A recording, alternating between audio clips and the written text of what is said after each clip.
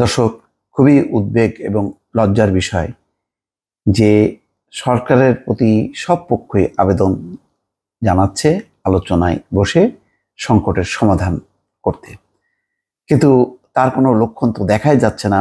বরং সরকার এটাকে চ্যালেঞ্জ হিসেবে নিয়ে আজকে বাংলাদেশের যে পরিস্থিতি, এটি বলার অপেক্ষা রাখে না। রাজধানীর অন্তত ৮-১০টি জায়গায় সংঘাত চলছে, সারা দেশ জুড়ে এই ঘটনা চলছে। সর্বশেষ দেখেন একটি আহ্বান সরকারের প্রতি, শিক্ষার্থীদের সঙ্গে আলোচনায় বসার আহ্বান ফলকার টুর্কের। উনি হচ্ছেন জাতিসংঘ মানবাধিকার প্রতিষ্ঠানের হাই কমিশনার ফলকার টুর্ক।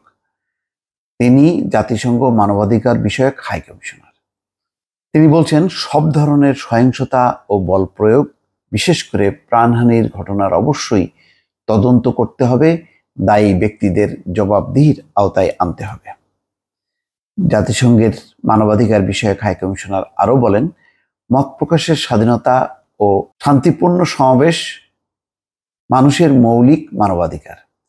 সরকারি চাকরিতে কোটা ব্যবস্থা সংস্কারের দাবিতে সম্প্রতি আন্দোলন শুরু করেন বিভিন্ন বিশ্ববিদ্যালয় ও কলেজের শিক্ষার্থীরা। মঙ্গলবার এই আন্দোলন প্রাণঘাতী রূপ নেয়। মঙ্গলবার ক্ষমতাসীন দলের নেতা কর্মী ও পুলিশের সঙ্গে সংঘর্ষে ইতিমধ্যে ঢাকা, চট্টগ্রাম, রংপুরে ৬ জন নিহত হয়েছে। আজকে পুকুরদ্বীপে মারা গেছে একজন। গতকালকে গভীর রাতে শনির আখড়ায় মারা গেছে। সেই হিসাব করলে ৮ জন ইতিমধ্যে মারা গেছে। এই সংঘাতের জেরে সকাল থেকে একের পর এক বিশ্ববিদ্যালয় বন্ধ হয়েছে। বিশ্ববিদ্যালয়ের সিন্ডিকেট সভা করে বন্ধ করে দিয়েছে। শিক্ষার্থীরা হল ছেড়ে গেছে, কিন্তু সংঘাত কিন্তু কমেনি। তো তারপরেও এই পরিস্থিতিটা কেন চলছে? এর মধ্যে অ্যামনেস্টি ইন্টারন্যাশনাল যে শিক্ষার্থীদের উপর শক্তি প্রয়োগের নিন্দা করেছে, বলছে যে অবৈধভাবে এই শক্তি প্রয়োগ করা হচ্ছে। তারাও আলোচনার কথা বলেছে এবং ছাত্রলীগ, পুলিশ কিভাবে এই আন্দোলন দমন করার জন্য ব্যবহৃত হচ্ছে সে কথাটি একেবারে পরিষ্কার করে তারা তদন্ত করে বিষয়টি সামনে এনেছে।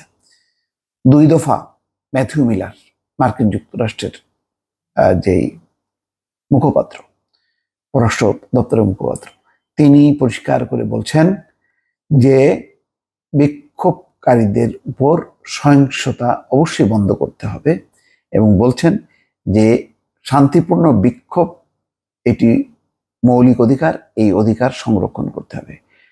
নানা অনুরোধ উপরোধ চলছে আন্তর্জাতিক পর্যায় থেকে। দেশের সুশীল সমাজের এমন কোনো পক্ষ নেই যারা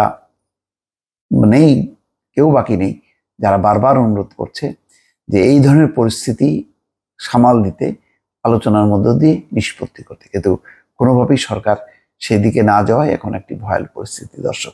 দর্শক, আরেকটি অনুরোধ করি যে অনেকেই বলছেন যে ভিডিও দেখতে পাচ্ছেন না, সুতরাং ইউটিউবে যারা দেখছেন তারা দয়া করে সাবস্ক্রাইব করেন এবং অল বাটনে প্রেস করেন, তাহলে আশা করি দেখতে পাবেন। আর যারা ফেসবুক পেজ দেখছেন তারা লাইক বা ফলোতে প্রেস করেন, তাহলে আশা করি দেখতে পাবেন। ভালো থাকবেন। আল্লাহ হাফেজ।